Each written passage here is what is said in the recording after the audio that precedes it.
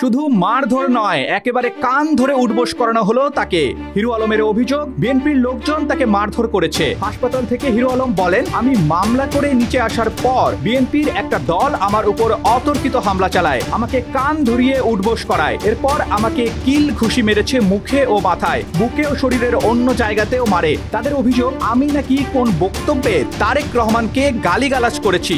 তিনি বলেন, আমি কখনো তারেক রহমানকে গালিগালাজ করিনি। তাদের কাছে কোনো প্রমাণ থাকলে আমি আবার জুতার বালা গলায় দিয়ে ঘুরবো। বিএনপি এখনো ক্ষমতা পায়নি, তার আগেই দেশ জুড়ে অরাজকতা শুরু করেছে। আমরা কি আন্দোলন করে এক স্বৈরশাসক তাড়িয়েছি আরেক স্বৈরশাসক ক্ষমতায় আনার জন্য? বিএনপিকে উদ্দেশ্য করে বলেন হিরো আলম। রোববার সকালে তিনি বগুড়া চিফ জুডিশিয়াল ম্যাজিস্ট্রেট আদালতে একটি মামলা করতে গিয়েছিলেন। 3 দফায় জাতীয় নির্বাচনে অংশগ্রহণ করার সময় তাকে মারধর এবং 2023 সালে বগুড়া 4 আসনে তাকে ষড়যন্ত্র করে হারানোর অভিযোগ এনে মামলা করেন হিরো আলম। এ বিষয়ে জানতে চাইলে বগুড়া জেলা বিএনপির সভাপতি ও বগুড়া জেলা আইনজীবী সমিতির সাধারণ সম্পাদক আব্দুল বাসেত বলেন, হিরো আলম মামলা করতে এসেছিলেন সরকারি লোকজন ও আওয়ামী লীগ নেতাকর্মীদের বিরুদ্ধে। বিএনপির লোকজনের তাকে মারধর না করে বরং খুশি হওয়ার কথা। তিনি প্রশ্ন রাখেন, বিএনপির কোন লোকজন তাকে মেরেছে, কারণ নাম বলতে পারবেন তিনি? আসলে বিএনপির ভাবমূর্তি ক্ষুণ্ণ করার জন্য এই অভিযোগ এনেছেন হিরো আলম। বিএনপির লোকজন তাকে মারেনি।